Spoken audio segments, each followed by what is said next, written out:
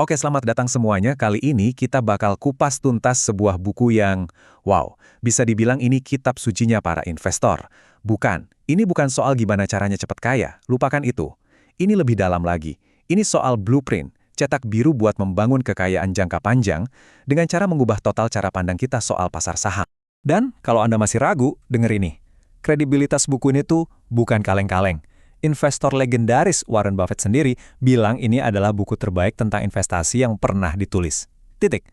Kalau orang sekali berdia sudah bilang begitu, ya kita wajib dengerin kan? Nah, dalam beberapa menit ke depan, kita akan bedah apa sih rahasia di balik buku ini yang membuatnya begitu legendaris. Oke, siap? Yuk kita langsung mulai aja. Kita akan mulai dari hal yang paling dasar, yaitu judulnya. Apa sih sebetulnya yang dimaksud dengan investor cerdas itu? Nah ini nih, pertanyaan kuncinya. Apa sih yang ada di benak Benjamin Graham waktu nulis kata cerdas di sini?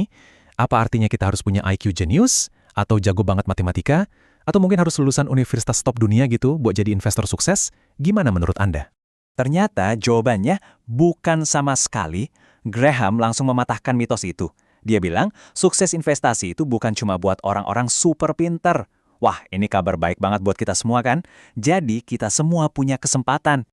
Dan muridnya Graham yang paling terkenal, siapa lagi kalau bukan Warren Buffett, ngejelasin ini dengan pas banget. Katanya, buat sukses investasi itu nggak butuh IQ setinggi langit. Yang penting itu punya kerangka berpikir yang benar, dan yang paling krusial, kemampuan ngendaliin emosi biar nggak merusak kerangka berpikir tadi. Jadi ini soal temperamen, soal mental, bukan soal otak doang. Nah, ini dia intinya. Menurut Graham, kecerdasan dalam investasi itu lebih ke soal karakter, bukan soal otak. Jadi investor cerdas itu ya mereka yang sabar, yang disiplin, dan yang paling penting bisa banget ngontrol emosi. Ini soal kemampuan buat mikir sendiri, nggak ikut-ikutan panik atau euforia pasar. Oke, kita lanjut ke poin berikutnya yang super penting. Ini adalah pembeda utama dalam filosofi Graham. Kalau Anda paham ini, saya jamin cara Anda melihat pasar saham bakal berubah total. Apa itu? Perbedaan antara seorang investor dan seorang spekulan. Coba deh perhatikan definisi ini. Jelas dan lugas banget. Ada 3 syarat utama biar sebuah aktivitas bisa disebut investasi. 1. Harus ada analisis menyeluruh. 2. Menjanjikan keamanan modal awal kita. Dan 3. Memberikan imbal hasil yang memadai. Kata Graham, kalau salah satu aja dari 3 ini nggak terpenuhi, ya selamat, Anda bukan lagi investor. Anda itu seorang spekulan. Lihat deh bedanya, jauh banget kan? Investor itu kayak detektif. Dia menganalisis nilai asli dari bisnisnya. Pertanyaannya, ini perusahaan nilainya berapa sih sebenarnya? Nah, kalau spekulan, dia lebih kayak penjudi. Dia cuma bertaruh pada pergerakan harga. Pertanyaannya, kira-kira besok harganya naik apa turun ya? Dua dunia yang benar-benar berbeda. Jadi, intinya begini.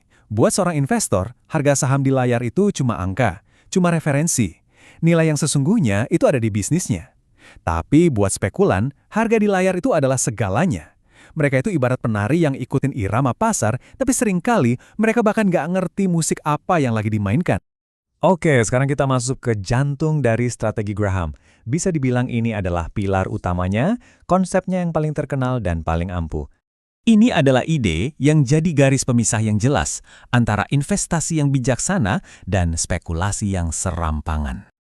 Yep, margin of safety. Atau margin keamanan. Konsepnya sederhana banget. Anggap aja ini kayak bantal pengaman antara harga yang kita bayar dan nilai asli dari aset yang kita beli.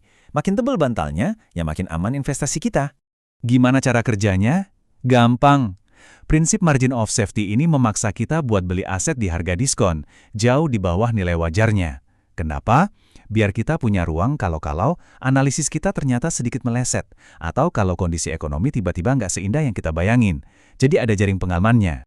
Dan analogi Graham soal ini brilian banget. Dia bilang, belilah saham seperti Anda beli bahan makanan, bukan seperti beli parfum.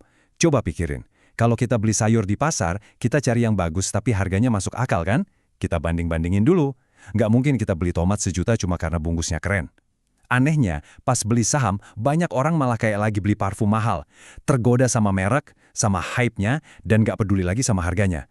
Masuk akal kan? Nah, semua ini ngebawa kita ke satu kesimpulan yang penting banget. Kunci sukses investasi itu ternyata bukan soal jago nebak arah pasar, tapi soal jago ngendaliin diri kita sendiri. Jadi, apa aja prinsip intinya? Pertama, Ingat, saham itu bukan sekedar kode di layar. Itu adalah bukti kepemilikan di bisnis beneran.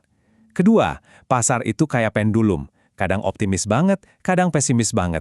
Tugas kita itu manfaatin ayunannya, bukan malah jadi korban emosinya.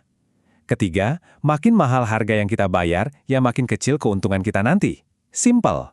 Dan yang terakhir dan paling utama, rahasia sukses finansial itu ada di dalam diri kita sendiri, bukan di luar sana. Oke, kita sampai di bagian akhir, dan ini mungkin bagian yang paling menohok. Setelah kita tahu semua prinsip tadi, kira-kira apa sih penghalang terbesar yang bakal kita hadapi?